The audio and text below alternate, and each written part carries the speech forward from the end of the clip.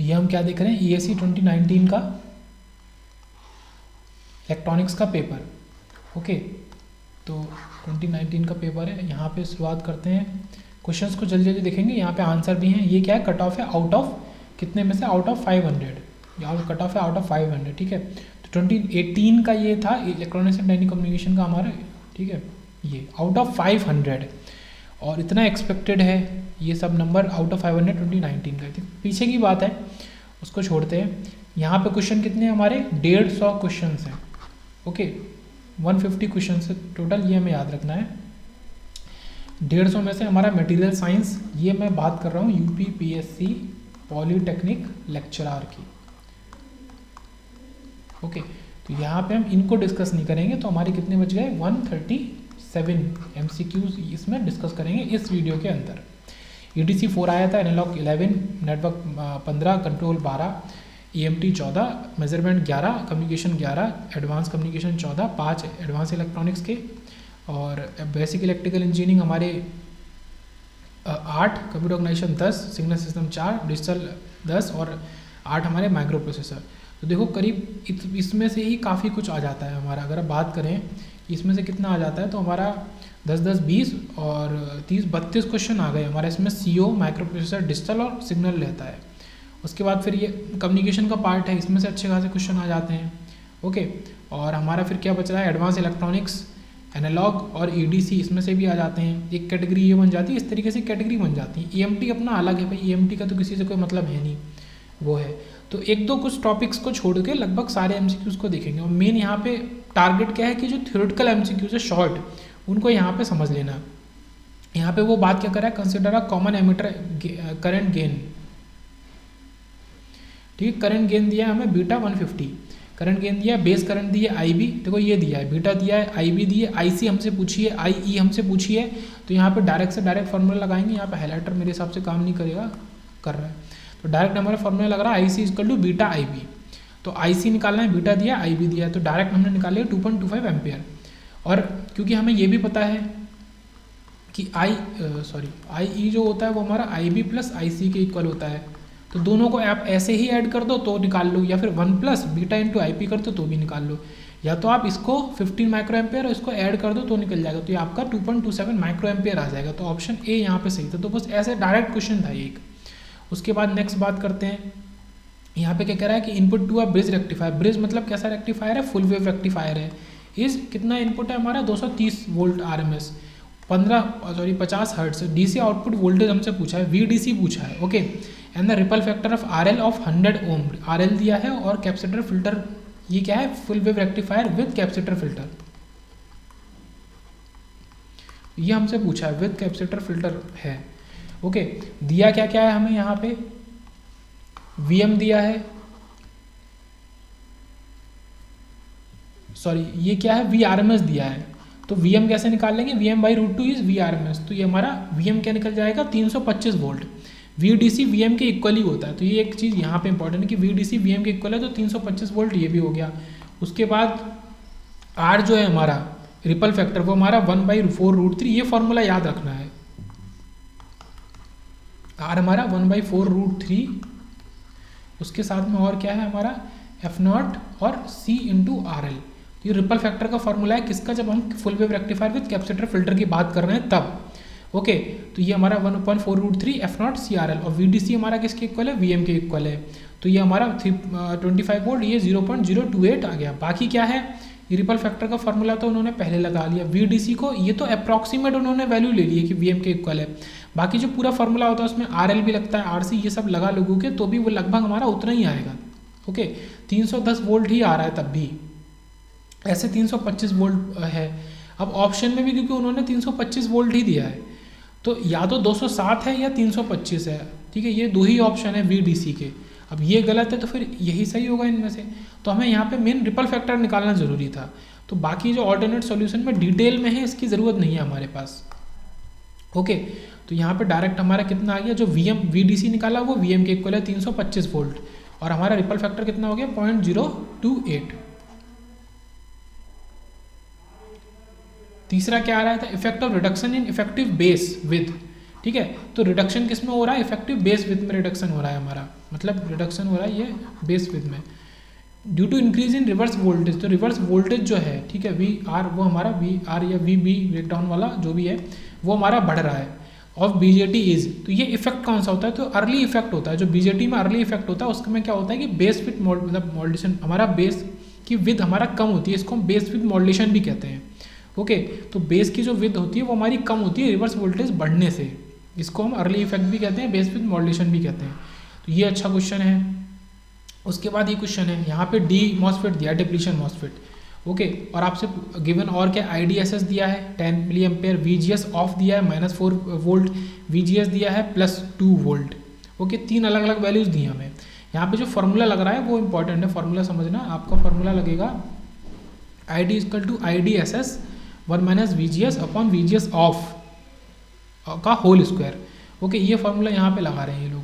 तो इस फॉर्मूले को लगाया तो IDSS 10, ठीक है, और मिली एम्पेयर में है तो फाइनल आंसर भी मिली एम्पेयर में रखेंगे। 1 - VGS 2 वोल्ट, ये -4 वोल्ट। तो ये सॉल्व करके आपका 22.5 मिली एम्पेयर आ गया। देखो डायरेक्ट इतनी आसानी से आंसर आ रहा है। तो इंजीनियरिंग सर्विसेज के क्वेश्चन लगभग ऐसे ही रहते हैं आपके। यहाँ पे ये फॉर्मूला इंपॉर्टेंट हो गया। उसके बाद नेक्स्ट देखते हैं, वीन ब्रिज ऑसिलेटर की, सॉरी वीन ब्रिज ऑसिलेटर की बात कर रहा है।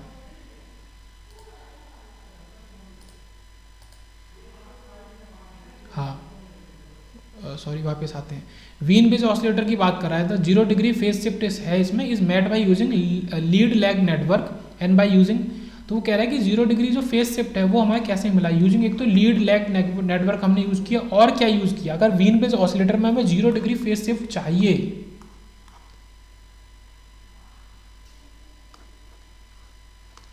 ओके 0 डिग्री फेज शिफ्ट चाहिए तो हमें और क्या यूज़ करना पड़ेगा। देखो इन्होंने कहा है कि पहली चीज़ तो इन्होंने यूज़ करी है आपका लीड लैग नेटवर्क, प्लस आप यूज़ करेंगे आपका नॉन इन्वर्टिंग आपका ओपैम, ठीक है। ओपैम नॉन इन्वर्टिंग मतलब ये फीडबैक इसमें होगा पॉजिटिव साइड में, ये ग्राउंड होगा, ठीक है।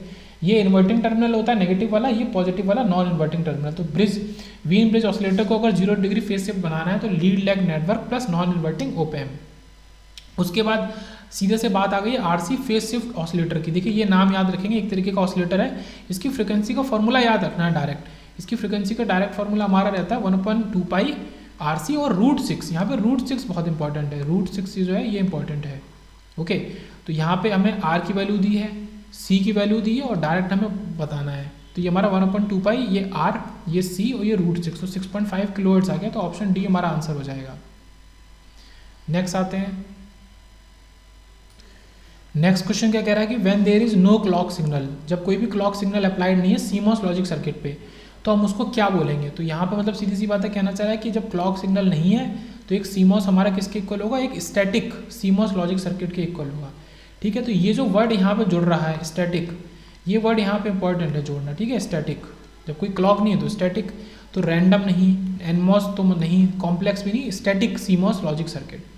फिर आता है कि one form of NMOS circuit logic that minimises power dissipation. NMOS logic circuit का एक फॉर्म है जो पावर डिसिपेशन को कम कर देता है एंड मैक्सिमाइजेज डिवाइस डेंसिटी, और डिवाइस डेंसिटी को बढ़ा देता है। ओके, पावर डिसिपेशन को मिनिमाइज कर देता है और डिवाइस डेंसिटी को बढ़ा देता है। तो ऐसा हमारा क्या होता है, पास ट्रांजिस्टर लॉजिक होता है। तो ये याद रखेंगे, पास ट्रांजिस्टर लॉजिक एक चीज़ है जो कि ये काम हमारा करती है। उसके बाद ये पास ट्रांजिस्टर लॉजिक हो गया, one of the form of NMOS circuit है ये पास ट्रांजिस्टर लॉजिक। आइडियल ओपैम के बाद ओपैम के पास, ठीक है, अच्छा क्वेश्चन है काफ़ी, ठीक है। आइडियल ओपैम का आप वो RN पूछ लेता है, R आउट पूछ लेता है, ठीक है, CMMR पूछ लेता है और गेन पूछ लेता है, ये सब चीज़ें पूछ लेता है। तो गेन जो होता है वो इन्फिनाइट होता है या फिर वेरी लार्ज होता है। मतलब गेन जो यूजली एक ओपैम का जो गेन यूजली जो होता है वो वेरी लार्ज होता है।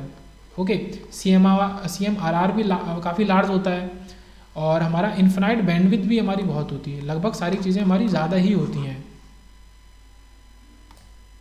और हमारा R in और R इसको भी देख लेते हैं, हमारा R in भी इन्फिनाइट होता है या वेरी लार्ज होता है। केवल R out जो होता है वो हमारा स्मॉल होता है बहुत, ठीक है, आउटपुट रेजिस्टेंस।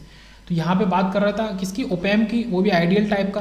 प्रैक्टिकल में क्या होता है कि वेरी हाई होता है वोल्टेज गेन और हमारा बैंडविड्थ भी इन्फिनाइट है। तो बाकी क्या गलत है, देखो जीरो इनपुट इम्पिडेंस ये गलत है, यहाँ पे गलती की अगर बात करें तो ये गलत है। यहाँ पे 0 वोल्टेज गेन ये गलत है, 0 आउटपुट इम्पिडेंस तो ठीक है बट 0 CMMR गलत है। तो दो का पेयर दिया, सही वाला हमको हमें बताना है। उसके बाद यहाँ नेक्स्ट बात करते हैं, इसमें क्या कह रहा है कि VNL दिया है, ठीक है, voltage at no load 60 volt और voltage at full load 56 volt. तो ये दिया है, परसेंटेज रेगुलेशन निकालना है, ठीक है। बढ़िया क्वेश्चन है, काफ़ी इजी है, डायरेक्ट परसेंटेज रेगुलेशन हमें निकाल के बताना है। तो यहाँ पे परसेंटेज रेगुलेशन हमारा सीधे से हो जाएगा VNL V no load minus V full load upon V full load. तो VNL minus VFL upon VFL into 100, तो 60 माइनस 56 अपॉन 56 अपॉन VFL होता है, ये याद रखना है, अपॉन 56 इंटू 100, तो 7% आ गया। तो यहाँ पे ऑप्शन सी हो जाएगा। तो क्वेश्चन को रीड करके यही निकल आएगा कि DC voltage supply provide 60 volt when output is unloaded, मतलब ये नो लोड है, 60 वोल्ट है नो लोड, और when connected to a load it output drops to 56 volt, इसका मतलब है कि ये फुल लोड है और ये नो लोड था। तो परसेंटेज रेगुलेशन का फॉर्मूला यहाँ से निकला हमारा। उसके बाद नेक्स्ट की बात करते हैं कि in optical communication the maximum angle in which external light rays में strike the air glass interface and still propagate, मतलब मैक्सिमम एंगल इतने तक वो स्ट्राइक करे और फिर भी वो प्रोपोगेट कर जाए, मतलब कि उस एंगल से अगर ज़्यादा पे वो स्ट्राइक करेगा तो प्रोपोगेट नहीं करेगा। तो उस एंगल को हम क्या कहते हैं, एक्सेप्टेंस एंगल कहते हैं।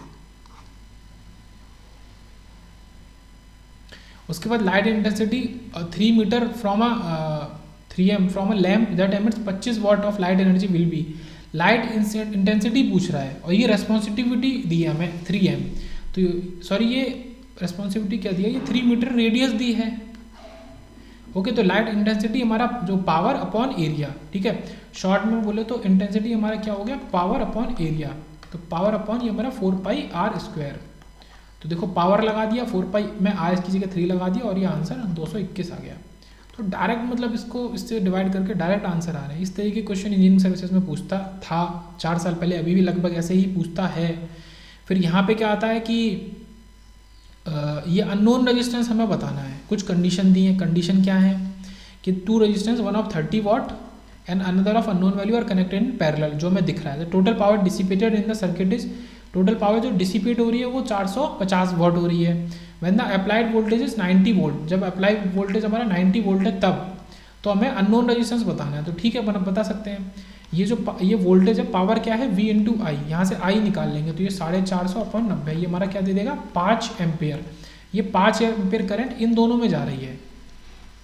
ओके, इन दोनों में जा रही है। अब देखो इस वाले रेजिस्टेंस को देखो बहुत ध्यान से, इस वाले रेजिस्टेंस को हम अगर देखें तो इसमें करंट कितनी जाएगी हमें पता नहीं है। ये कितना है 5 एम्पेयर करंट, ये इन दोनों में जा रही है अलग अलग। इसमें वोल्टेज कितना होगा, जो ये 90 वोल्ट होगा वही वोल्ट इसमें हो, क्योंकि पैरेलल में है। तो इसके थ्रू करंट कैसे निकाल सकते हैं, I इज V/R, तो ये आ गया 3 एम्पेयर। तो इसमें 3 एम्पेयर करंट जा रही है, इसमें मतलब 2 एम्पेयर करंट जा रही है, और ये वोल्टेज कितना है इसके अराउंड 90 वोल्ट।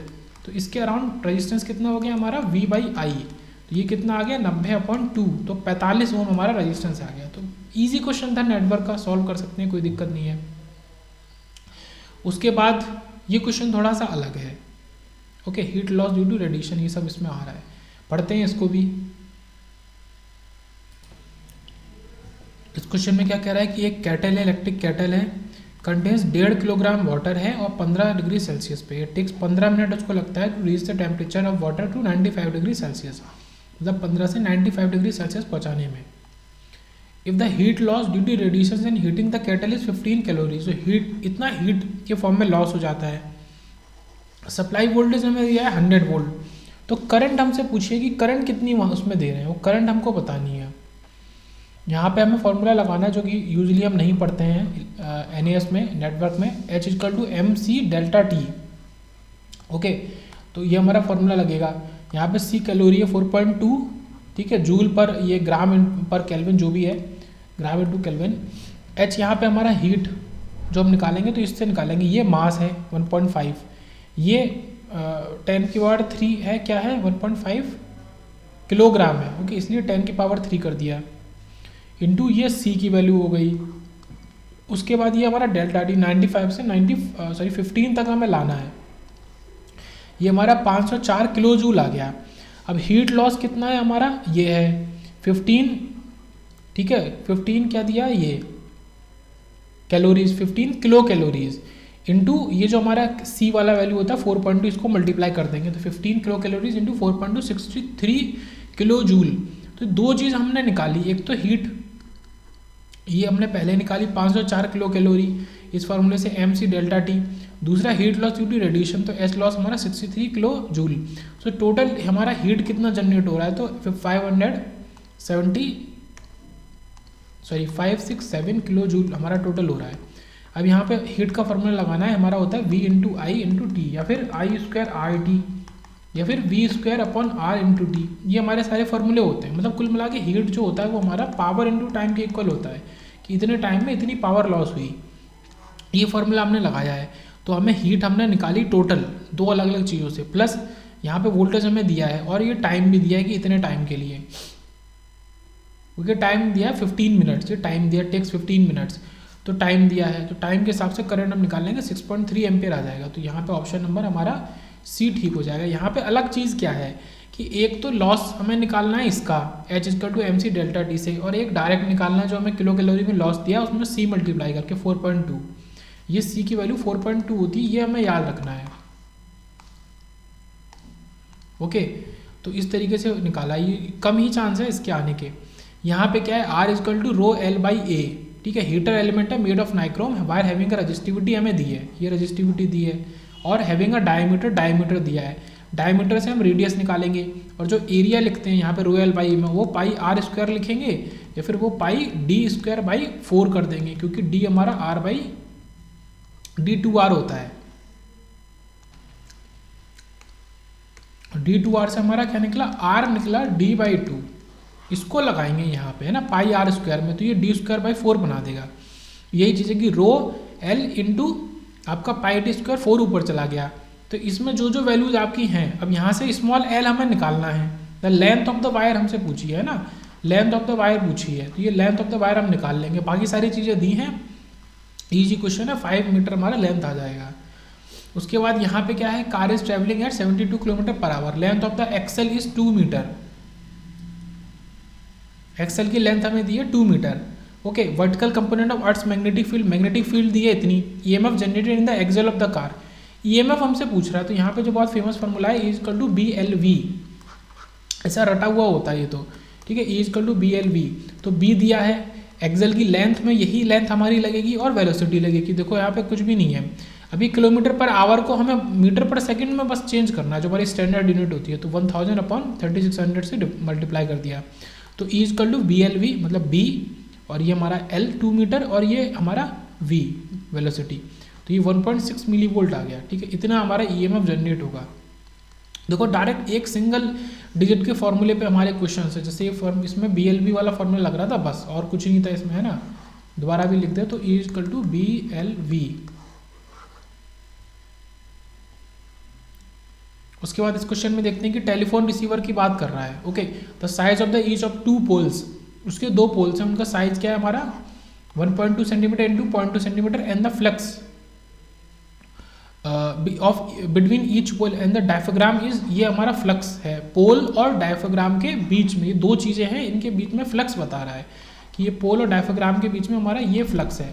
फोर्स हमसे पूछा है।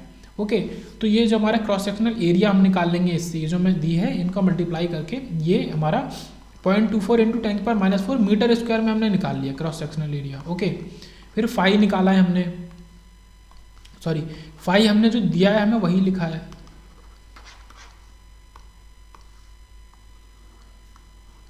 ओके, फाई ये हमें दिया है 3 × 10⁻⁻6 वेबर। तो बी जो होता है हमारा, ओके, जो हमारे फील्ड होती है तो 5/a होता है, तो यहाँ पे हमें b निकालना है, ठीक है, 5/a की मदद से, ये हम b निकालेंगे 5/a की मदद से, तो 5 भी दिया है और a भी दिया, तो ये 1/8 आ गया। फोर्स का फॉर्मूला हमारा ये लगेगा कि b square, force is b square a into n upon 2 mu naught. ये फॉर्मूला अगर याद नहीं है तो बात आगे नहीं बढ़ेगी। एक तो ये फॉर्मूला और एक ये फॉर्मूला कि b इक्वल टू 5/a या फिर 5 इक्वल टू ba, तो इसको यहाँ से हटा देते, तो ये 2 फार्मूले हो गए, 5 इक्वल टू BA और हमारा एक तो ये फार्मूला हो गया, और फोर्स हमारा b square a into n into 2 mu naught, ठीक है। म्यू नॉट हमारा 4 पाई इंटू 10⁻⁷ होता है, और ये हमारा जो 1/8 है बी का स्क्वायर है वो 8 नीचे आ गया, बाकी ये a इंटू एन ये हो गया। ठीक है, ये हमने जो लगाया था इसमें ये लगा दिया हमने, ये 0.24 इंटू 10⁻⁴। यहाँ पे n की कोई वैल्यू नहीं है, n को हमने 1 मान लिया। ठीक है, n यहाँ पे कोई वैल्यू नहीं है, सॉल्व करके ये आ गया 0.15 न्यूटन। ये हमारा आंसर आ गया 0.15 न्यूटन। उसके बाद यहाँ दिया है कि an inductor of 0.5 inductance 90 ohm resistance है connected in parallel to a 20 microfarad capacitor. मतलब ये हमारा एक ब्रांच है और इसके पैरेलल में ये जुड़ा हुआ है। ओके, ये जुड़ा हुआ है। उसके बाद कह रहा है कि वोल्टेज 230 वोल्ट है, 50 हर्ट्ज की frequency maintain across the circuit, the total power taken from the source is nearly. Total power जितनी लेंगे सोर्स से वो हमें बतानी है। वोल्टेज दिया है, टोटल रेजिस्टेंस निकाल लेंगे तो करंट निकाल लेंगे, और करंट निकाल लेंगे तो पावर निकाल लेंगे। डायरेक्ट क्वेश्चन है। एक्सएल हमारा 2 एफ एल के इक्वल होगा। ओके, तो हमारा 2 ये एफ फ्रिक्वेंसी और ये एल की जो वैल्यू थी 0.5, तो इससे 157 ओम आ गया एक्सएल। तो Z1 जो निकालेंगे, अच्छा हमें करंट निकालने के लिए I1 के लिए, क्योंकि वोल्टेज पैरेलल है दोनों में, तो केवल एक ब्रांच की जरूरत पड़ेगी, हमें दोनों ब्रांच की जरूरत ही नहीं पड़ेगी। यहाँ पे ये चीज़ समझने वाली है। ओके, तो यहीं से हमने रूट ऑफ हमारा R² प्लस XL² ये हमने निकाल लिया। तो इस एक ब्रांच का हमने टोटल निकाल लिया रेजिस्टेंस या Z। तो ये हमारा 180 ओम के करीब आ गया। तो इस वाली ब्रांच में हमारी करंट कितनी हो गई 230 ओम, क्योंकि 230 वोल्ट तो हमारा पैरेलल में 230 वोल्ट ही है दोनों में वोल्टेज। ओके, तो 230/180 तो 1.27 एम्पेयर आ गया।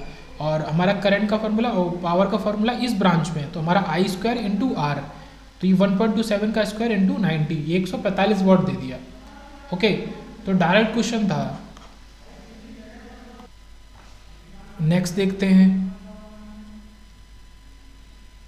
यहाँ पे क्या है दिया है कि 240 वोल्ट का शंट मोटर दिया है। शंट मतलब पैरेलल में, तो शंट मोटर मतलब जो मोटर है ये, इस मोटर के ये पैरेलल में हमने ये एक वो जोड़ दिया है inductance with the armature resistance of 0.1 ohm run at 850 RPM पे चल रही है। Okay, for an armature current of 70 ampere, 70 ampere के armature current if its speed is to be reduce to 650 RPM. मतलब ये जो 800 आरपीएम की स्पीड है इसको हमको 650 आरपीएम पे रिड्यूस करके लाना है। ठीक है, the resistance to be place in series for an armature current of 50 ampere. पहले इसी के एसोसिएटेड आर्मेचर करंट थी 70 एम्पेयर। अब हमने बोला है कि अब हमारा जो करंट है वो हमारी 50 एम्पेयर आर्मेचर करंट है। तो यहाँ पे क्या है कि एक सीरीज में रेजिस्टेंस जुड़ा है, वो सीरीज आर की वैल्यू क्या होगी ये हमको बताना है। ओके, तो यहाँ पे सॉल्व करते हैं। पहले हमारा जो ये आरपीएम है,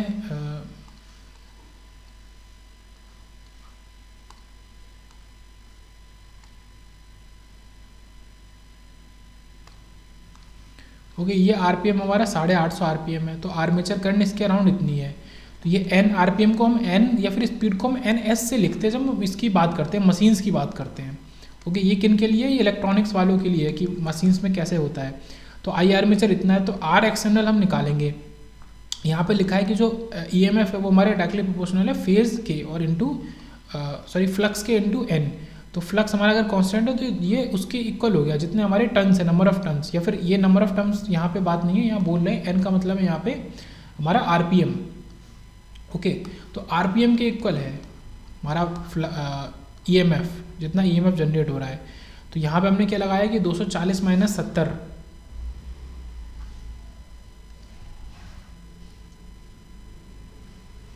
इंटू 0.1, मतलब कुल मिला के हमने इसमें केवीएल लगाया है। तो देखो अगर इसमें हम केवीएल लगाते हैं, ये क्या है वोल्टेज, ये क्या है करंट इंटू हमारा जो रेजिस्टेंस की वैल्यू है। ओके, ये 0.1 ओम रेजिस्टेंस दिया, आर्मेचर रेजिस्टेंस दिया है, तो armature current into armature resistance क्या दे देगा आर्मेचर वोल्टेज। और ये किसके प्रोपोर्शनल हो गया, ये हमारा आरपीएम के प्रोपोर्शनल हो गया। कुल मिला के इसके दो टुकड़े किए, एक जो उन्होंने वोल्टेज दिया है, एक वोल्टेज हमने माइनस कर दिया आर्मेचर का जो हमने खुद निकाला है 70 इंटू 0.1 से, वो हमारा जो आरपीएम है उसके प्रोपोर्शनल है। ये इक्वेशन बन गई, ये इक्वेशन 1 बन गई। ओके, अगर बाकी चीज़ों को हटा दिया जाए तो ये इक्वेशन 1 बन गई हमारी, यहाँ पे लिखा भी है इसमें, ये इक्वेशन 1 है। ठीक है, ये इक्वेशन 1 है। इसी तरीके से नेक्स्ट इक्वेशन बनाएंगे। अब वो देखो वहाँ पे क्या चेंज हो रहा है, 70 हमारा चेंज हो जा रहा है 50 मिली एम्पेयर पे, 850 चेंज हो जा रहा है 600 पे, और इसमें एक अलग से R और आ जा रहा है। तो देखो यहाँ पे जो ये 0.1 हमने डाला हुआ है, 0.1 ये,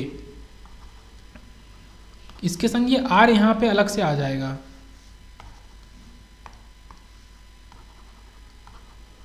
ओके, 0.1 के संग ये 0.1 प्लस R आ गया। तो ये हमें लगा है 240 इंटू 50, 0.1 इंटू R। अब ये दो इक्वेशन है, पहली वाली इक्वेशन तो वो डायरेक्ट लगी रही थी, इसमें हम डायरेक्ट यहाँ से निकाल सकते हैं। मतलब दूसरी इक्वेशन फ्रेम कैसे होगी उसमें मदद पहली इक्वेशन ने करी है। तो इस वाले उसमें एग्जाम्पल में हमें इक्वेशन बनाना बहुत ज़रूरी है आना। इक्वेशन देखो कहाँ से शुरू हुई, एक बार रिवाइज कर लेते हैं। इक्वेशन यहाँ से शुरू हुई कि जो EMF है हमारा प्रोपोर्शनल है NS के या RPM के प्रोपोर्शनल है हमारा, जो भी RPM है। ओके, तो E मतलब क्या है, वोल्टेज। तो वोल्टेज का मतलब कि एक वोल्टेज उन्होंने दिया, उससे हम आर्मेचर वोल्टेज माइनस कर देंगे, जो कि 0.1 इंटू पहले करंट है 70 इक्वल टू किसके हो गया 850। इसी तरीके से दोबारा जब करेंगे, इसको दोबारा बनाएंगे तो कैसे करेंगे, यही 240 माइनस आपका, अब ये जो 0.1 है इसमें कुछ हम वैल्यू जोड़ेंगे और उसको 70 की जगह 50 में मल्टीप्लाई करेंगे, इक्वल टू अब 650 RPM है, RPM घट गया। अब इस इक्वेशन से हम R निकाल लेंगे एक्सटर्नल, जो हमने अलग से सीरीज में जोड़ा है, तो 1.14 ओम आ जाएगा। उसके बाद इसी तरीके का एक और क्वेश्चन है, यहाँ पे क्या कह रहा है, ये भी DC मशीन्स का क्वेश्चन है, मतलब मशीन्स का क्वेश्चन है। 200 वोल्ट DC शंट मोटर है, ठीक है। शंट मोटर मतलब कुछ इस तरीके की, उसके पैरेलल में शंट लगा हुआ है विद आर्मेचर रेजिस्टेंस ऑफ 0.2 ओम, ठीक है। सेम उसी के बेसिस पे चल रहा है जो पिछला क्वेश्चन था। And carrying a current of 50 ampere is running at 960 RPM। देखो यहीं से हम वो लिखने की कोशिश करते हैं। तो यहाँ से क्या आया कि E प्रोपोर्शनल है हमारा, सॉरी फाई N के, मतलब E प्रोपोर्शनल है, फाई कांस्टेंट है तो RPM के प्रोपोर्शनल है। तो वोल्टेज कैसे लिखेंगे, 200 माइनस आपका 0.2 इंटू 50 एम्पियर इज 960। ये जो जितनी कंडीशन दी है पहले, इससे हमने ये इक्वेशन बनाई अपनी इक्वेशन नंबर 1। चलो ठीक है, ये बना दी। उसके बाद if the flux is reduce by 10%, अब यहाँ पे हम फ्लक्स को रिड्यूस कर रहे हैं at constant torque with negligible iron and friction losses the speed will be nearly. अब यहाँ पे हमसे वो पूछ रहा है क्या, RPM पूछ रहा है केस 2 में। तो देखो यहाँ पे हमने क्या किया है कि EB जो होता है हमारा प्रोपोर्शनल 5 इंटू N के, तो यहाँ पे हमने N को अलग रखा है और EB बाई 5 उसको कर दिया है। ओके, और यहाँ पे जो टॉर्क है वो हमारा torque equal to 5 into IA के, टॉर्क हमारा वैसे भी करंट के डायरेक्टली प्रोपोर्शनल होता है। तो एक्चुअल में अगर टॉर्क की इक्वेशन की बात करी जाए तो टॉर्क हमारा IA के प्रोपोर्शनल है, जो कि ये दिया गया है। ओके, अब यहाँ से हम क्या निकाल लेंगे कि 5.1 into IA1 equal to 5.2 upon IA2, मतलब पहले जो करंट है और उसके बाद जो हमारा करंट है वो हमें निकालनी है। और पहले जो फ्लक्स दिया है वो हमें दिया है, मतलब हमें दिया नहीं है, उसकी कुछ वैल्यू है। और जो बाद का फ्लक्स है उसका रिलेशन दिया कि बाद में फ्लक्स 10% कम हो गया, मतलब 0.951 बचा। अब देखो यहाँ से 5.1 से 5.1 गया हमारा, और IA2 अगर निकालना है तो 50/0.9 आ गया, मतलब ये हमारा 500/9 आ गया। इससे हम निकाल लेंगे IA2। ओके, अब देखो ये IA2 हमने निकाला 500/9। अब यहाँ पे ट्रांसफार्मर का हम रिलेशन लगाएंगे कि ट्रांसफार्मर का रिलेशन क्या लगाएंगे, यहाँ पे हम जो हमने रिलेशन पहले पढ़ा है, यहाँ पे इक्वेशन फॉर्म करने की ज़रूरत आई ही नहीं। यहाँ पे जो होता है EB डायरेक्ट याद करते हैं कि 5 इंटू N, तो अगर N को एक तरफ ले जो हमने ऊपर लिया तो EB बाई 5 आ जाता है। तो देखो इसी से हम बना सकते हैं कि N1 इक्वल टू EB1/5/1।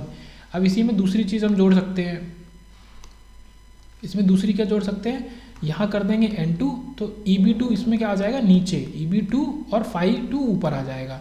ये सारी वैल्यूज आ गई। इसमें N1 हमें पता है, ठीक है, ये N1 है।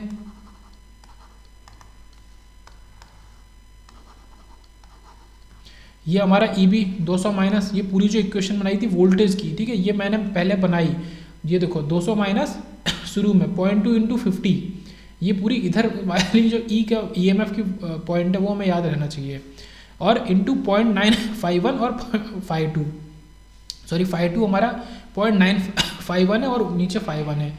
और उसके साथ में और क्या है हमारा, नीचे यही इक्वेशन सेम है कि 200 माइनस 0.2, बट यहाँ पे अब हमारा ये जो 50 एम्पियर करंट थी वो 500/9 हो जाएगी, क्योंकि ये देखो IA2 हमने इसी के लिए निकाली थी, IA2 इसी के लिए निकाली थी।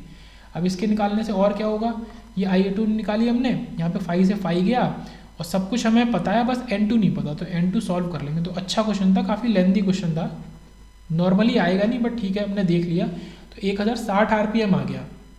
हाँ, यहाँ पे जो बेसिक चीज़ें हैं कि E B is directly proportional to five into N, और N is equal to proportional to E B upon five, और हमारा क्या है ये टॉर्क वाला कि टॉर्क जो है प्रोपोर्शनल टू फाइव इंटू आई ए। तो ये जो रिलेशंस है यहाँ पे, ये जो तीन रिलेशंस की बात आ रही है,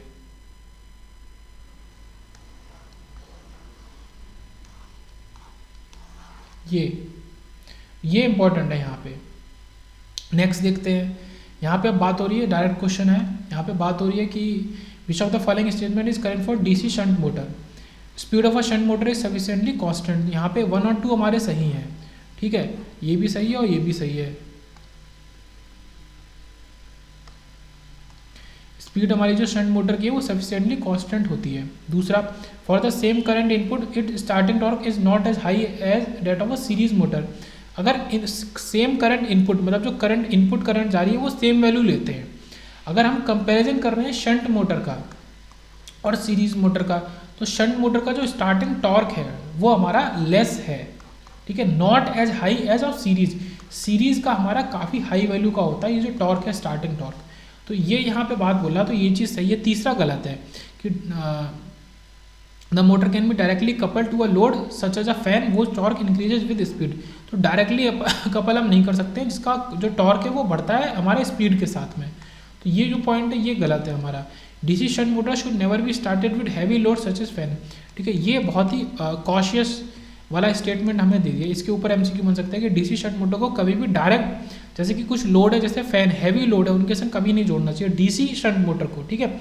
सीरीज को मेरे हिसाब से जोड़ा जा सकता है। उसके बाद ये आता है फॉलोइंग मटेरियल, ठीक है, मटेरियल वाला तो हमें करना ही नहीं है। फिर ये भी हमारा गैसिंग अकर इलेक्ट्रोड, ये भी मटेरियल का ही है, ठीक है, बैटरी का, लेड एसिड सेल का, बैटरी का है। उसके बाद आता है यहाँ मोटर्स का आ गया कि correct for synchronous motor. Synchronous motor के लिए कौन सा पॉइंट करेक्ट है वो हमें बताना है। ओके, तो यहाँ पे हमारा 1 2 3 ऑल 3 करेक्ट है। देख लेते हैं वो क्या बोल रहा है।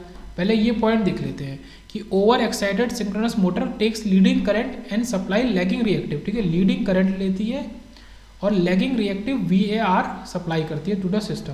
तो दो चीज़ें हैं, एक तो लीडिंग करंट लेती है, ओके, और लैगिंग रिएक्टिव VAR सप्लाई करती है। ओवर एक्साइटेड सिंक्रोनस मोटर की बात हो रही है। ओके, अब देखते हैं यहाँ पे सेकंड पॉइंट है कि over excited synchronous motors are most commonly use for power factor improvement, ठीक है, तो पावर फैक्टर इंप्रूवमेंट के लिए यूज़ करते हैं, ये पॉइंट सही है। और क्या है कि synchronous motors are well suited for direct connection to reciprocating compressor, तो ये पॉइंट भी सही है कि रेसिप्रोकेटिंग कंप्रेसर से डायरेक्ट कनेक्शन में हम जोड़ सकते हैं सिंक्रोनस मोटर को। फिर तीसरा पॉइंट है synchronous motors are generally use for current regulation for long transmission line, तो ये पॉइंट भी सही है कि सिंक्रोनस मोटर हमारा करंट रेगुलेशन के लिए हम उसको बाकायदा यूज़ कर सकते हैं। तो ये तीनों पॉइंट सही हो गए, तो यहाँ पे ये तीनों सही हो गए। उसके बाद आता है यहाँ पे तो ट्राई क्लीनिंग सिस्टम की बात कर रहा है कि 6 lattice parameter to fully specified unit cell which crystal system requires 6 lattice parameter, 6 के 6 लैटिस पैरामीटर चाहिए उसको। इसका क्या मतलब है? इसका सीधा सा मतलब है, वैसे तो ये क्वेश्चन कर नहीं रहते फिर भी कर लेते हैं कि A B C ये पैरामीटर है, अल्फा बीटा गामा। अगर 6 के 6 चाहिए मतलब 6 के 6 डिफरेंट हैं। देखो alpha is not equal to beta not equal to gamma not equal to 90, A is not equal to B is not equal to C. इसका सीधा सा मतलब है कि हमारा ये ट्राइक्लिनिक टाइप का हुआ। ये किस तरीके का क्रिस्टल सिस्टम है? ट्राइक्लिनिक टाइप का। 6 के 6 वैल्यू अलग है यहाँ पे। फिर एक क्वेश्चन देख लेते हैं कि minimum cation to anion radius की बात अगर कर रहा है, ratio for the coordination number 3, coordination number आपको 3 दिया, उसके लिए minimum cation to anion ratio हमें बताना है, ठीक है। तो कैटाइन टू एनाइन रेशियो मतलब रेडियस का रेशियो, तो radius ratio range for CN coordination number 3 के लिए जो रेंज होती है वो हमें याद होनी चाहिए कि 0.155 से 0.225 तक है। मिनिमम रेडियस रेशियो हमारा कितना होगा? यहाँ पे जो ये वैल्यूज़ दिए हैं इनके अंदर, ठीक है, तो इसमें ये नहीं हो सकता, ये नहीं हो सकता, ये हो सकता है 0.175। मिनिमम वो पूछ रहा है, तो मिनिमम हमारा कितना हो गया? 0.155, ठीक है, कोऑर्डिनेशन नंबर 3 के लिए। उसके बाद ये भी मटेरियल से आ जाता है, मटेरियल वाले तो कर नहीं रहे। उसके बाद ये भी हमारा मटेरियल का ही है, इक्विलिब्रियम नंबर ऑफ वैकेंसीज पर सेल, तो इसको भी नहीं करते हैं। आगे चलते हैं, ठीक है, ये भी मटेरियल है पर ठीक है देख लेते हैं। Which of the following are electrical insulating material, कौन से हमारे इलेक्ट्रिकल इंसुलेटिंग मटेरियल है? तो हमारा तीनों के तीनों हैं, ठीक है, ये लूसाइट, माइका और बेकेलाइट, सारे के सारे इंसुलेटिंग है। बेकेलाइट को हम जो हमारे स्विच बोर्ड होते हैं उसका जो मटेरियल होता है स्विच बोर्ड का, तो उसमें बेकेलाइट को यूज़ करते हैं।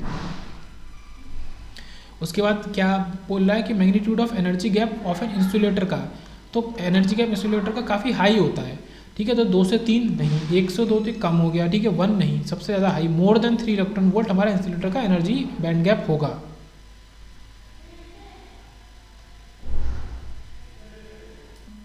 नेक्स्ट में बात कर रहा है कि सॉरी ये तो हाइलाइटर नहीं है।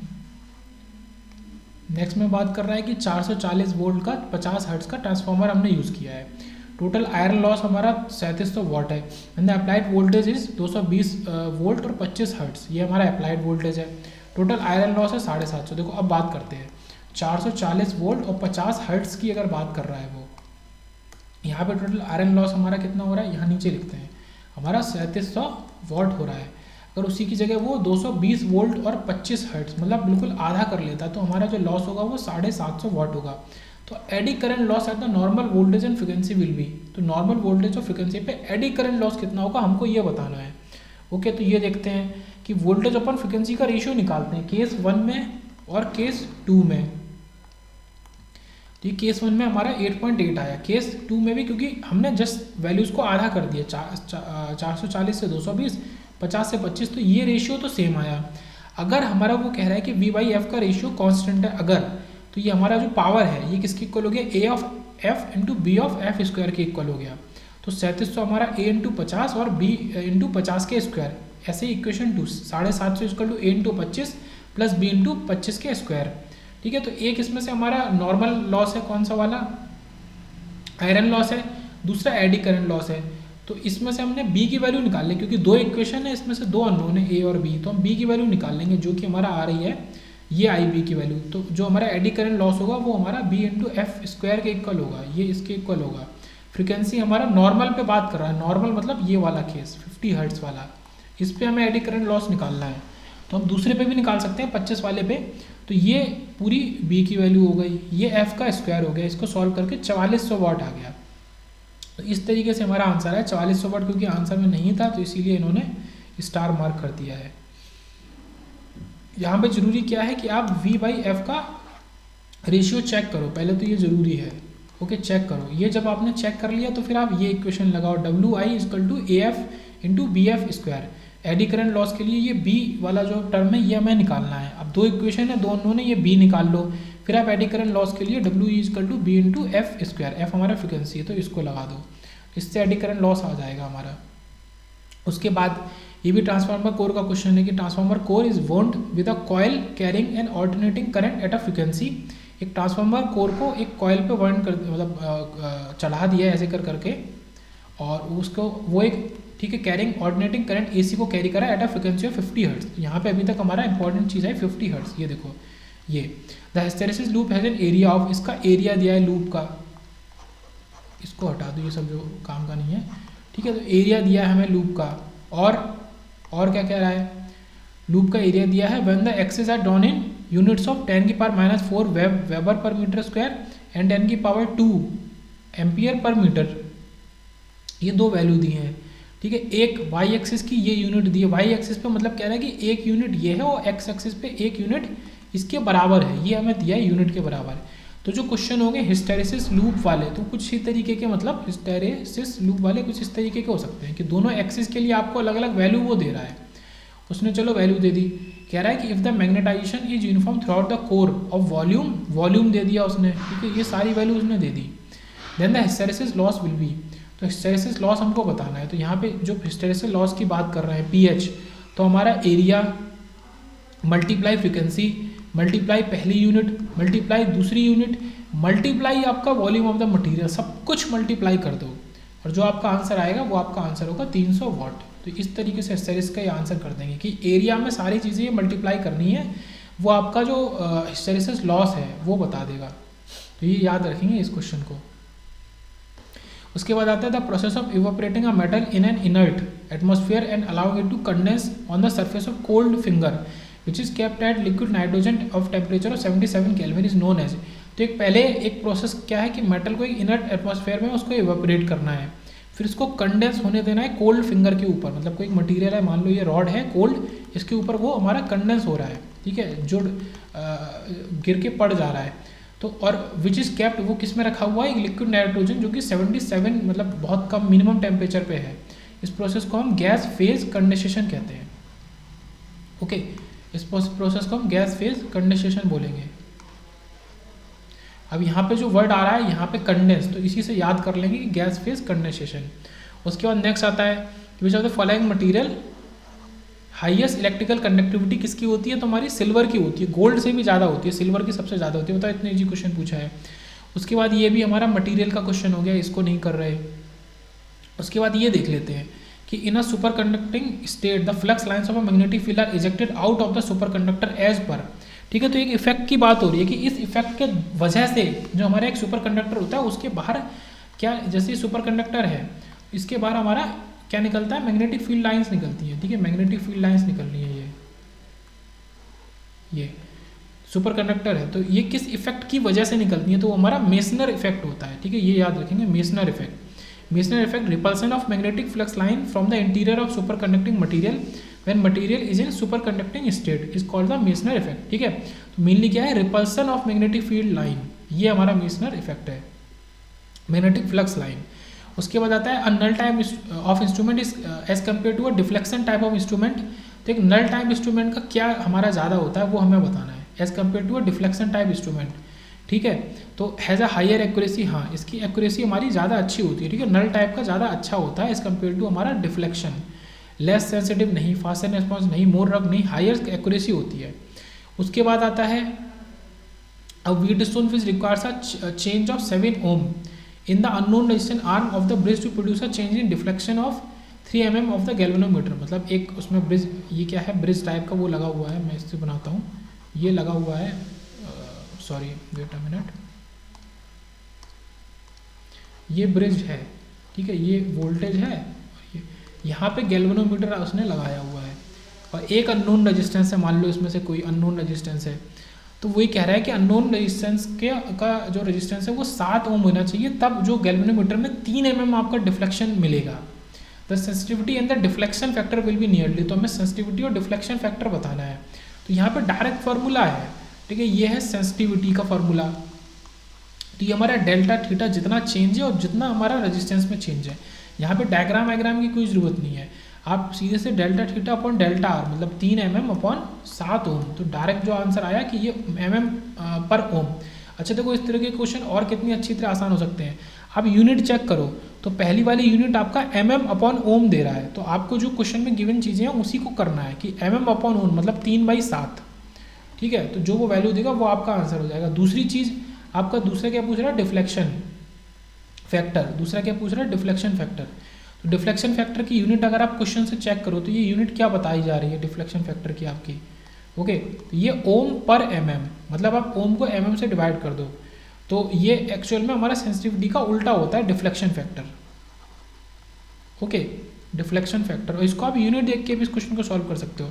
तो ये जो आंसर आया ये उसका उल्टा, या फिर कह सकते हैं कि ये 7/3 के इक्वल है, तो ये 2.33 आ गया, तो 0.43 हमारा और 2.33, तो ये हमारा ऑप्शन बी सही हो जाएगा यहाँ पे।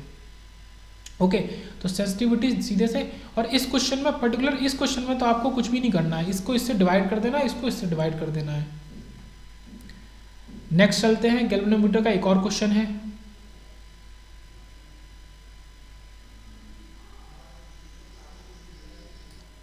ओके, तो इसमें क्या कह रहा है कि galvanometer use in a Wheatstone bridge. देखो जैसे मैंने डायग्राम ऊपर बनाया था कुछ उसी तरीके का, ये व्हीटस्टोन ब्रिज है अपना। ओके, यहाँ पे ये करंट वोल्टेज सोर्स लगा है जिसको IC बोला है, या E के इक्वल हो सकता है, ये मान लो ये करंट दे रहा है IC, और ये गैल्वेनोमीटर लगा है आर्म के बीच में। ओके, आगे क्या कह रहा है कि Wheatstone bridge as a detector can detect a current as low as, मतलब वो 0.1 नैनो एम्पियर तक करंट को डिटेक्ट कर सकता है, and it's resistance is negligible compare to internal resistance of the bridge. तो ब्रिज का जो इंटरनल रेजिस्टेंस है उसके सामने इसका रेजिस्टेंस नेग्लिजिबल है, मतलब मान लो इसमें कोई रेजिस्टेंस नहीं है।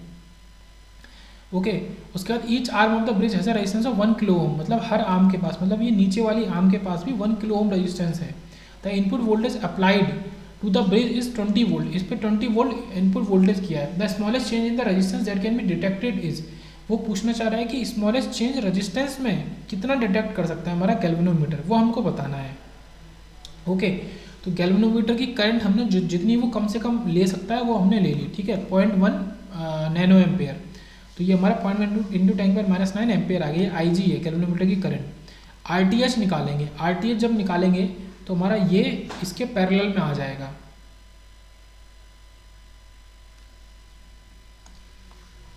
ओके, इसके पैरेलल में आ गया तो 1 के पैरेलल 1 के, तो 1 के आ गया। तो आई जी जो होगी, तो जो वोल्टेज होगा we T H upon R T H, तो वी टी एच यहाँ से निकाल लेंगे जो थेवेनिन वोल्टेज होगा। अगर गैल्वेनोमीटर के अराउंड हम देख रहे हैं तो, मैं क्या कह रहा हूँ, गैल्वेनोमीटर के अराउंड हम चेक कर रहे हैं तो, ठीक है, ये ओपन मान के इसके अराउंड जो वी टी एच और आर टी एच है उसकी बात कर रहे हैं। तो वी टी एच हमारा आई जी इंटू आर टी एच हमने निकाला, आई जी निकाल लिया, ये इसकी मदद से हम निकाल लेंगे 10⁻⁷ वोल्ट आ गया। अब वी टी एच हमारा और क्या होगा, जो ई है हमारा ये 20 volt, E/4 into delta R upon R. तो ये हमारा delta R change in resistance है, ये फॉर्मूला बाकायदा होता है, इसको याद रखना पड़ेगा। तो E/4 मतलब 20/4 into delta R upon R की, एक आर की वैल्यू है 1 किलो ओम, तो ये 10⁻³ किलो मतलब हो गया ओम। तो इससे सॉल्व करके डेल्टा आर हम निकालेंगे, चेंज इन रेजिस्टेंस की, मिनिमम चेंज इन रेजिस्टेंस इतना वो डिटेक्ट कर सकता है। ये वी टी एच हमने निकाला था, वी टी एच के लिए हमने आर टी एच निकाला था। आर टी एच इसके थ्रू अगर देखेंगे तो वो हमारा 1 और 1 किलो मतलब 1 ही आएगा फाइनल आंसर। और 1 कैसे आएगा, देखो इसके थ्रू अगर देखेंगे तो ये 1 किलो ओम इस 1 के संग पैरेलल में, या मान लो पहले सीरीज में मान लो, सीरीज में तो ये 2 बन गया, और 2 के संग फिर से पैरेलल में, तो वो 1 किलो ओम ही दे देगा फाइनली। तो ये हमारा इस तरीके से सॉल्व हो गया, डेल्टा आर आ गया 20 micro ohm. Option B is the correct option. काफ़ी मतलब डिटेलिंग वाली बात है, और ये जो फॉर्मूला है इसको मैं हाईलाइट कर दूं तो ये फार्मूला काफ़ी इंपॉर्टेंट है। Okay, V T H equal to E/R, E/4 मतलब 4 रेजिस्टेंस है, और डेल्टा R/R। फिर बात करते हैं inductance of a 25 ampere electrodynamic meter changes uniformly at the rate of, इस रेट से हमारा जो इंडक्टेंस है वो चेंज कर रहा है कि पर डिग्री इतना चेंज हो रहा है, 0.0035 micro henry per degree. Okay, इतना उसमें चेंज आ रहा है। The spring constant is 10⁻⁶ newton metre per degree. Per degree के संग स्प्रिंग कांस्टेंट की वैल्यू ये दी है। The angle of deflection at full scale, तो angle of deflection at full scale बात कर रहा है कि कितना एंगल ऑफ डिफ्लेक्शन होगा, तो एंगल हमें बताना है। ओके, तो यहाँ पे एंगल ऑफ डिफ्लेक्शन का फॉर्मूला है वो हमें याद करना पड़ेगा, थीटा इजकल टू I²/kc, और ये स्प्रिंग कांस्टेंट होगा मेरे हिसाब से dm/d थीटा। यहाँ पे क्या लगाएंगे, I² हमारा या क्या आ गया 25²। और यहाँ पे एक चीज़ और समझने वाली बात है, वो क्या है, वो ये है कि ये जो दिया है क्या है, an electrodynamic ammeter changes uniformly at the rate of, तो ये किसका चेंज है, ये हमारा इसका चेंज है, ये dm/d है, ठीक है, माइक्रो हेनरी पर डिग्री। तो इतना ये इसकी वैल्यू है, आई की वैल्यू ये है। मैं यहीं पे अगर सॉल्व करूँ तो 25² अपॉन 10⁻⁻6 स्प्रिंग कांस्टेंट और इनटू इसका वैल्यू, देखो इससे हमारा आंसर आ जाएगा। तो यही हमने यहाँ पे लगाया है, और क्योंकि ये माइक्रो था इसमें, तो ये माइक्रो के लिए यहाँ भी 10⁻⁻6 कर देंगे तो ये इससे कट जाएगा, तो 25² इसमें मल्टीप्लाई हो जाएगा, ठीक है, ये इससे कट गया, 25² इसमें मल्टीप्लाई हो गया, तो 2.18 रेडियन में वैल्यू आएगी, जिसको हमें चेंज करना है किसमें, वापस से चेंज करना है हमको इसको एंगल में, डिग्री में, तो 180 डिग्री बाई पाई से मल्टीप्लाई कर देंगे, तो ये हमारा 125 डिग्री आ जाएगा। ओके, तो 125 डिग्री आंसर आ गया। आंसर तो आ गया, वो तो अच्छी बात है, बट जो फॉर्मूला लग रहा है वो क्या है कि I² अपॉन स्प्रिंग कांस्टेंट और इंटू dm/d थीटा, मतलब ये जो वैल्यू दी है 25 एम्पेयर, इसका स्क्वायर अपॉन स्प्रिंग कांस्टेंट की वैल्यू, और ये मल्टीप्लाई कर दो तो हमारा एंगल आ जाएगा, और उसको बाद में रेडियन से डिग्री में चेंज कर लो। अब यहाँ पे क्या कह रहा है, यहाँ पे क्या कह रहा है कि a resistance is determined by volt meter ammeter method. तो वोल्ट मीटर एमीटर मेथड से हमने एक रेजिस्टेंस को डिटरमाइन किया। The volt meter read 100 volt with the probable error of ±12 volt, मतलब वोल्ट मीटर की रीडिंग जो 100 वोल्ट है उसमें इतना एरर है। And the ammeter reads 10 ampere, उसमें एरर है ±2 ampere. In the computed value the resistance will be nearly, तो लगभग आप क्या कह सकते हो कि रेजिस्टेंस किसके आसपास होगा आपके। ओके, तो यहाँ पे क्या होता है ना कि इसको अच्छा क्वेश्चन है काफी, इसमें एरर को हमें क्या करना पड़ता है, ऐड करना पड़ता है। मतलब इसको तो आप अलग से सॉल्व कर लो, 10/100/10 मतलब रेजिस्टेंस आपका वोल्टेज अपॉन करंट, तो ये आपका 100/10 आपका दे दिया 10 एम्पेयर रेजिस्टेंस। अब इसमें आपका एरर कितना होगा, वो आपको एरर देखना पड़ेगा। तो एरर आपका जोड़ दो आप 12 और 20 को एक साथ जोड़ दो तो 32% तक एरर हो सकता है। और 10 का 32% कितना हो गया आपका प्लस माइनस 3.2, या तो आपका 13.2 होगा या आपका फिर ये कम होकर ये कितना हो जाएगा 6.8। अब 6.8 के सबसे करीब इसमें ऑप्शन है 3.6। तो यहाँ पे एक ही कॉन्सेप्ट था तो कि आपको जो एरर है उनको एक साथ जोड़ देना, मतलब ये 12/20 है पर उससे मतलब नहीं है, आपको जोड़ देना है एरर। उसके बाद a temperature sensing device can be modelled as a first order system with a time constant 6। ठीक है, टाइम कांस्टेंट दिया ये 6 सेकेंड। फिर it is suddenly subjected to a step input of 25 degree से ये स्टेप इनपुट दिया है 150 degree था। Indicated temperature in 10 second, time अलग से दिया 10 सेकेंड की।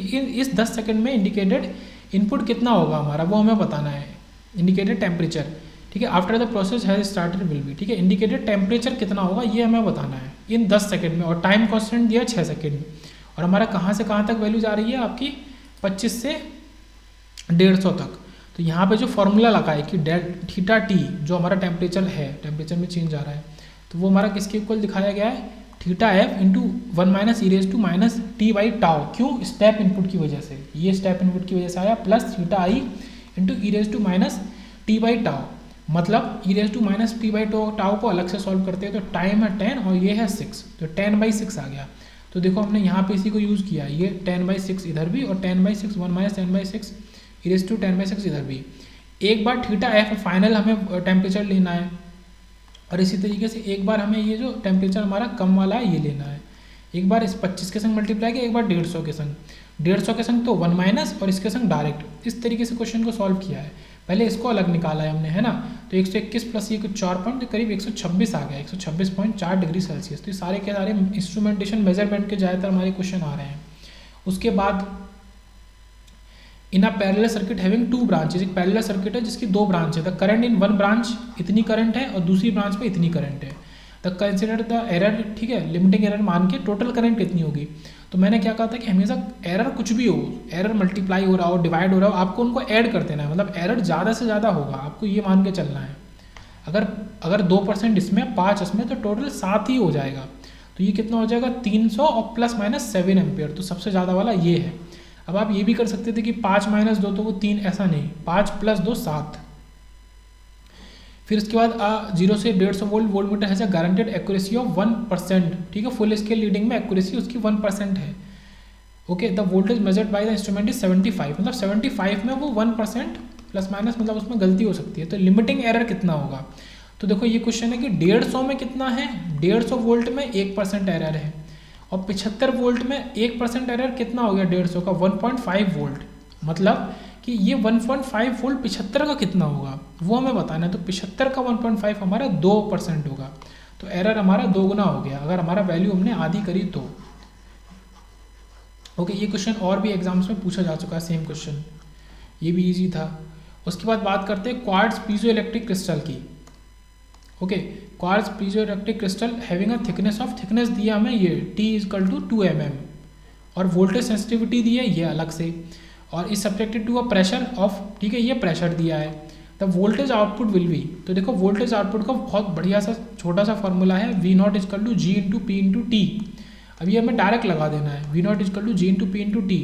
तो G हमारा क्या है, वोल्टेज सेंसिटिविटी है ये, ओके, और P क्या है हमारा प्रेशर है और T क्या है थिकनेस है। तो ये हमारा वोल्टेज सेंसिटिविटी लगाई, ये हमने प्रेशर लगाया और ये थिकनेस लगाई, सॉल्व होके आ गया 165 volt. V0 = G × P × T किसके अंदर, क्वार्ट्ज पीजो इलेक्ट्रिक क्रिस्टल के अंदर।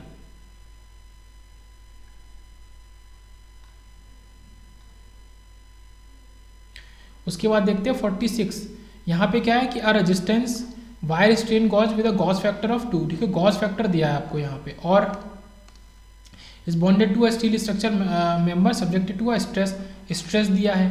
तब modulus of elasticity of steel is, ठीक है, मॉडुलस दिया है इलास्टिसिटी ऑफ स्टील का ये। The change in the value of gauge resistance due to applied stress will be. तो गॉज रेजिस्टेंस में चेंज जितना वैल्यू हमें बतानी है, कितनी वैल्यू चेंज होगी, कितना % वो बताना है। ठीक है, पहले दिया है एक रेजिस्टेंस वायर स्ट्रेन गॉज है रेजिस्टेंस टाइप का। तो GF ये हमारा क्या है, गॉज फैक्टर 2, स्ट्रेस अलग दिया है, ये सब गिवन वाली चीज़ें हो गई। और ये हमारा मॉडुलस दिया है इलास्टिसिटी का। तो यहाँ पे मुझे फॉर्मूला यूज़ करना है, वो इंपॉर्टेंट है समझना कि फॉर्मूला हमारा यहाँ पे यूज़ हो रहा है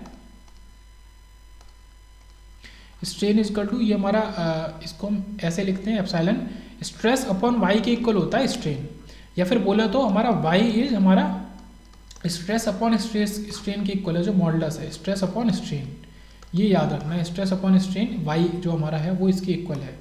अब नेक्स्ट क्या करना है, ये इससे हमने स्ट्रेन निकाला। अब जो डेल्टा आर हमें निकालना है, चेंज इन गॉस रेजिस्टेंस की वैल्यू, वो क्या होगा, वो हमारा गॉस फैक्टर इनटू हमारा एप्सिलॉन और इनटू हमारा मतलब एप्सिलॉन मतलब स्ट्रेन और इनटू हमारा जो रेजिस्टेंस की वैल्यू है। तो यहाँ पे देखो सारी चीज़ें हमें दी हैं, गॉस फैक्टर दिया है 2 और हमें डेल आर चेंज निकालना है ना, change in value of resistance मतलब डेल आर अपॉन आर, ये change in value of resistance होता है। इस आर को हम उधर ले जाएंगे तो finally del R upon R निकालना है हमें, क्योंकि आर तो हमें दिया नहीं है रेजिस्टेंस, है ना।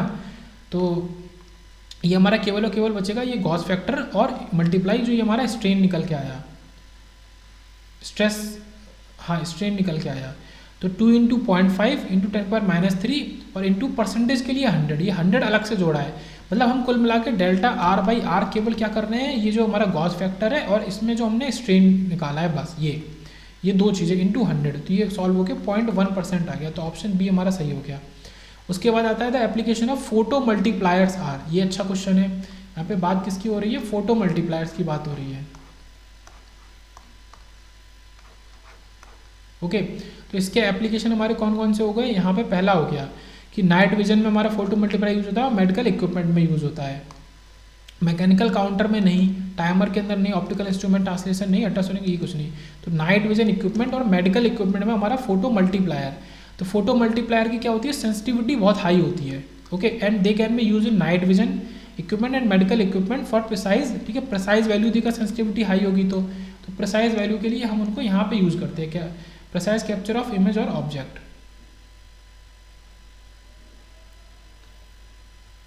फिर ये देखेंगे हम नेक्स्ट में यहाँ से।